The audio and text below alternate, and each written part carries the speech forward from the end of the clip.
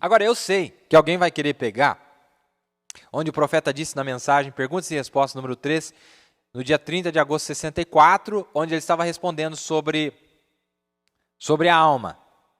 Ele estava falando sobre a alma e ele diz o seguinte, agora, falando sobre a serpente ali no parágrafo 314. Agora, ele mudou a serpente, ele transformou a serpente de tal maneira para que ele pudesse confundir esta geração. Esse é o propósito que Deus apagou qualquer traço da serpente. Então, os traços físicos da serpente, como nós vimos nas lições anteriores, foram extintas, não existe mais. Porque se aquele corpo misturado existisse até hoje, irmãos, corpo de ser humano e corpo de serpente, o DNA ia pegar. A ciência ia fazer um teste de DNA, ia ver que os cromossomos, aquela monte de leitura que existe no DNA, não seria igual. Então o profeta disse, não, ele completamente afogou todos os corpos de serpentes misturados no dilúvio, não sobrou nenhum. Os que vieram depois, todos são corpos humanos, mas com espírito de serpente. Entendeu? Todos são corpos humanos, mas ele abriu uma janela onde ele pega o espírito da serpente, que não é de um ser humano, e joga dentro daquele ser humano. Corpo físico, no caso, né? E joga, e todos se parecem iguais, você faz um DNA. Ora, eu sou um cristão nascido de novo, creio que estou indo para o céu, marchando para o céu, mas se eu pegar o homem mais incrédulo da cidade, mais assassino, mais adúltero que existir, e eu pegar o sangue dele e fizer uma transfusão do sangue dele em mim, o sangue dele vai servir em mim. Está entendendo? Quer dizer que, em questão física, todos nós somos iguais. Não há diferença. Porque todos os corpos na Terra hoje são corpos humanos. Mas nem todos os espíritos que estão na Terra são espíritos humanos. Entendeu? É o espírito da serpente que tem voltado. O espírito da serpente não foi extinto, não. Ela só conseguiu abrir uma janela para continuar existindo na raça humana. O primeiro foi Caim, mas ali ainda ele tinha os atributos físicos daquilo, não é? Mas no dilúvio, a parte física Deus eliminou completamente. Mas o espírito, não. O espírito, assim que houve um pecado, lá nos dias de Noé, aquele mesmo espírito voltou em um ser humano. Aí você vai ver que a própria semente de Abraão, a terça parte das estrelas do céu, que é a descendência de Abraão, a descendência de Abraão não é serpente, não tem mistura nenhuma, é ser humano. Criado segundo a imagem e semelhança de Deus. Pois é, mas o espírito da serpente conseguiu derrubar eles, conseguiu entrar neles e fez com que eles caíssem. Nós já conhecemos as lições, se você não ouviu, volte que tem muita coisa boa lá. Tudo bem, aí o irmão Branda começa a explicar sobre a serpente, falando do aspecto físico e tal. E ele disse, para confundir essa geração, que está tentando achar um osso que se pareça com algum tipo de animal, que era meio parte homem e parte animal, para dizer que houve, e eles se perderam no chimpanzé, a única coisa que o chimpanzé não tem é inteligência. O chimpanzé não tem alma. Olha aqui, ó. O chimpanzé não tem alma. Ele não consegue pensar só por barulhos, e o cavalo também faz o barulho dele, e algo assim. E o cachorro vem aqui, você faz um truquezinho e ele pula para cá e vem. E você coloca algumas coisas para ele pular por cima, e tudo através da emoção, através da audição e coisas assim, e ação. Mas para pensar e entender, eles não conseguem. Eles não sabem que eles estão nus. Eles não sabem que eles são macho e fêmea. Não sabem a diferença de macho e fêmea. O cavalo não sabe que macho e fêmea. O cachorro também não. E assim por diante. Eles não têm tais leis. Eles não conseguem fazê-lo. O ser humano é o único que pode fazer. O ser humano. E o próximo que existia para o ser humano era a serpente. E a Bíblia diz que ela era mais sutil, mais astuta de todos os animais do campo. Mais esperto.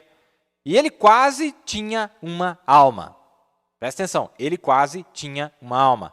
Ele tinha um lugar para uma alma. Mas o que ele fez? Ele vendeu-se para Satanás e para enganar a Deus, para tentar. Quantos conseguem entender até aqui? Bom, você está vendo que ele disse que ele tinha um lugar para uma alma? Ele quase tinha uma alma, ele tinha um lugar para uma alma, não é? Agora, o profeta não está dizendo que ele não tem alma. Não, Senhor. A serpente vai aparecer lá no dia do juízo ainda. Vai aparecer lá. Entendeu? O que o profeta está querendo dizer que ele tinha um lugar para receber esta nova alma, para receber este revestimento, esta palavra. Porque Deus disse para eles, não faça isso, não faça aquilo, e a serpente sabia que não deveria fazer aquilo lá. Entendeu? Então, quer dizer, é deixando o corpo e o espírito que cada um de nós temos. Do que nós estamos falando, irmão? Do espírito humano. O que Davi disse sobre o espírito humano? Em pecado fui formado, em iniquidade gerou a minha mãe. Ele está falando do espírito humano. Ele não está falando da carne apenas. A carne é o mero tabernáculo de um espírito que habita dentro. Agora, ele tinha um lugar. Ele teve uma chance. Tinha uma chance se ele tivesse obedecido a Deus. Não é verdade? De permanecer no seu lugar. Mas ele não quis. Bom, ele era um animal. Ele não era um ser humano. Não é isso? Ele era uma serpente. E ele quase tinha um lugar para isso. E ele foi extinto, aquela serpente original foi amaldiçoada. Mas quando ele faz aquele ato, e ele cruza com a raça humana, os seus descendentes agora tinham alma. Cada um deles tinha alma. Porque assim é cada um dos homens. Aqueles que aparecem lá na região dos perdidos, na primeira carta e na segunda carta de Pedro, aqueles lá, quem são aquelas pessoas lá? Aqueles lá de trás, tantos os que vieram da serpente quanto os que foram enganados. Entendeu? É todos eles que estão lá embaixo, seres humanos, que foi a raça misturada, entendeu? A raça misturada que veio e aparece lá na região dos perdidos. Então, cada um deles tinha um corpo físico. A diferença entre a serpente, a primeira serpente que aparece no Jardim do Éden, e, por exemplo, o seu filho, que era Caim, a diferença entre um e outro é que a serpente era o animal serpente e Caim já é considerado um ser humano. Ele já era igual a um ser humano. O corpo dele já se parecia muito, era igual ao do ser humano. Ele também tinha capacidade de ouvir a Deus e ele teve a oportunidade de aceitar a palavra de Deus, mas ele recusou. Entendeu? Então ele vai aparecer no dia do julgamento, a alma dele vai aparecer lá. Caim vai aparecer no dia do juízo. Todos aqueles que vieram, Tubal, todos eles virão no dia do juízo, aparecerão lá. E o que são aquelas pessoas? São serpente ou são seres humanos? É a mistura dos dois. Todos eles vão aparecer lá. Está entendendo? Então, quer dizer, o espírito, o aspecto espírito deles está vivo agora mesmo em um lugar chamado região dos perdidos. Nenhum deles está morto. Eles estão lá. Desde Caim para frente, todos estão lá. A serpente, por sua vez, era um animal, era uma serpente, não era um ser humano. E quando o profeta fala, ele falou, ele quase tinha o lugar para uma alma. Não é verdade? Quase tinha o lugar para uma alma. Em outras palavras, quase que ele tinha o lugar para receber uma teofania, ser revestido e entrar para a salvação. Não é? Mas ele não era um ser humano, não era para ele aquilo lá. Mas quando ele cruza com a raça humana, todos os seus descendentes têm alma, sim, Senhor. E essas almas são aquelas almas que estão em prisão agora, e essas almas são aquelas almas que apareceram lá em 1 Pedro, capítulo 3, e em 2 Pedro, capítulo 2. É a alma desses homens, porque lá diz assim, ó, quer ver? Deixa eu ler para vocês. Vamos provar isso aqui, irmãos. Vamos provar o que eu estou falando aqui, para não mostrar que está vindo apenas da minha cabeça. Olha o que diz aqui, ó.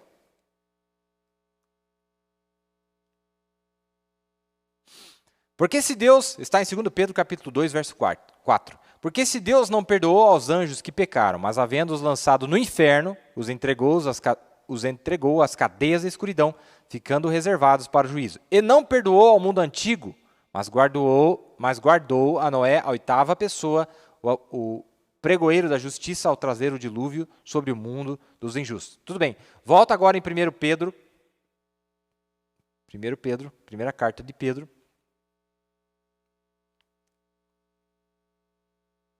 capítulo 3. Diz assim, ó, presta bem atenção. Olha lá. Ó. Porque também, versículo 18, porque também Cristo padeceu uma vez pelos pecados, o justo pelos injustos, para levar-nos a Deus. Isto é, para levar a sua presença. Está vendo? Se ele não fizesse isso, ninguém ia à sua presença. Mortificado, na verdade, na carne, mas vivificado pelo Espírito. No qual também foi e pregou aos espíritos em prisão. Espírito de quem? Quem são essas pessoas que estavam lá? Os espíritos que estavam em prisão. Agora ele vai dar até o tempo em que essas pessoas viveram. Os quais, no outro tempo, foram rebeldes quando a longanimidade de Deus esperava nos dias de Noé, enquanto se preparava a arca, na qual poucas, isto é, 8 almas, se salvaram pela água. Está vendo aí?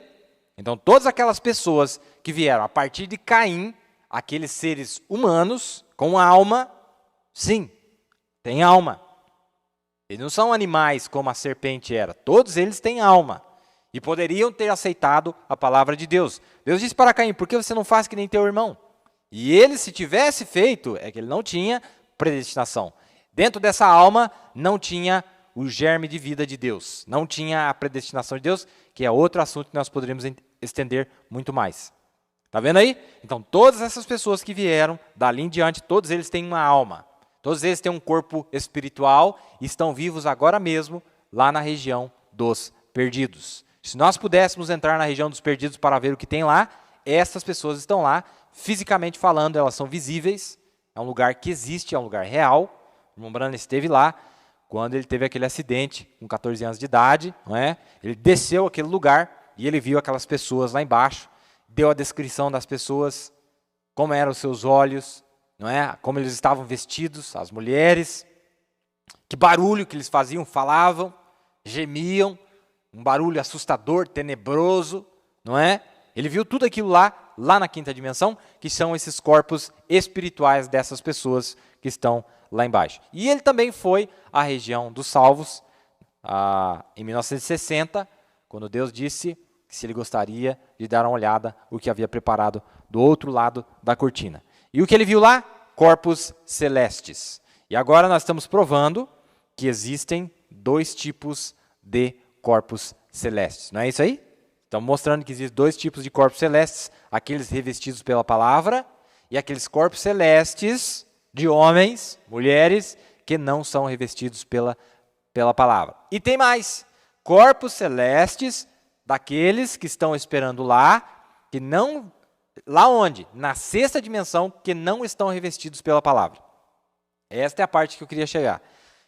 Há uma seção na 6ª dimensão de pessoas que estão em seus corpos celestes, mas não são aquelas formas teofânicas que o profeta viu lá, porque eles não receberam a palavra para o seu dia. Você diz, mas quem são eles, irmão Billy? Pensa comigo. Você sabe aqueles justos que aparecem em Mateus 25, por exemplo? Inclusive esses judeus que morreram sem a palavra, morreram sem a plenitude da palavra, não é? Ou, deixa eu pegar os justos que apareceram em Mateus 25. Aqueles justos que apareceram em Mateus 25, e eles perguntam, Senhor, quando é que nós demos um copo d'água para o Senhor? E assim por diante. Bom, e eles nem sabem quando é que eles fizeram essas boas obras, essas obras, não é? E aí, Jesus vai lhes dizer, quando fizeste a um desses pequeninos, a mim fizeste. Lembra disso aí, né? Mateus 25. Bom, estas pessoas que já morreram nas eras passadas, que morreram nessa era, que ainda vão morrer até o final dos tempos, quando eles morrem, pergunta para você, onde é que você acha que eles vão? Para a região dos perdidos? Não. Eles têm que ir para um lugar de salvação, porque eles têm a salvação lá no final. A única coisa que eles não sabem por que eles estão lá. Eles não conhecem a palavra, não viveram através da palavra no seu dia, mas baseado em tudo que eles conheciam, quando eles morrem, eles vão para esse lugar. Mas eles são iguais aos demais que estão lá? Não. Eles não são iguais. Eles estão em seus próprios corpos celestes e não estão revestidos. Esse revestimento que acontece só acontecerá quando eles levantarem na segunda ressurreição. Então eles têm que esperar até lá. Senhor, até quando? Há quanto tempo? Até que possa ser explicado para eles o que aconteceu. Esse povo que está lá na 6ª dimensão, esse grupo aí que eu estou falando, eles nem sabem que existe noiva, porque eles não estão juntos lá, estão separados. Eles não sabem que existe uma noiva, eles não sabem que existe um outro corpo celeste, eles não sabem de nada. A única coisa que eles sabem é que eles estão num lugar bom, esperando. Entendeu? Estão lá nesse lugar. É por isso que a Bíblia, debaixo do 5º selo, usa esse termo para mostrar para nós que lá na 6ª dimensão há seções diferentes. Esse é o mistério que eu queria mostrar para vocês. Lá há seções diferentes. Esses judeus, por exemplo, é um grande exemplo que a Bíblia pegou para nós. Por quê? Porque é aquele grupo que morreu sem a palavra de Deus. Eles não aceitaram a palavra de Deus. Mas, por outro lado, era porque Deus tinha cegado eles, não era? Deus cegou eles para que nós tivéssemos uma chance. Logo, eles vão para a região dos salvos, mas eles não estão na mesma condição dos salvos, da noiva, eu digo.